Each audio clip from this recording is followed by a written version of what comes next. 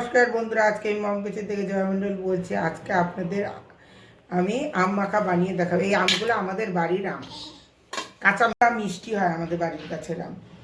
এখন আমি এটা দিয়ে কেটে নিব এইভাবে চিপসের মতন।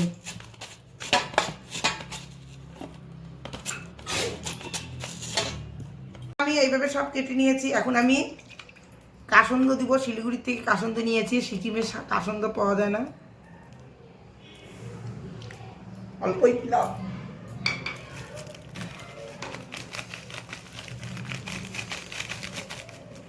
বিট লবণ দিলাম। এটা মিষ্টি আম দেখে আমি চিনি দিব না।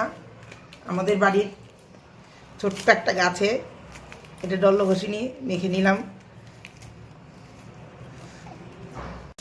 মিষ্টি আম প্রচুর, দেখুন কি সুন্দর আম মাখা হয়ে গেল। এখন আমরা সবাই মিলে খাবো। আমার ভিডিওটা পছন্দ হলে লাইক, শেয়ার, সাবস্ক্রাইব করুন।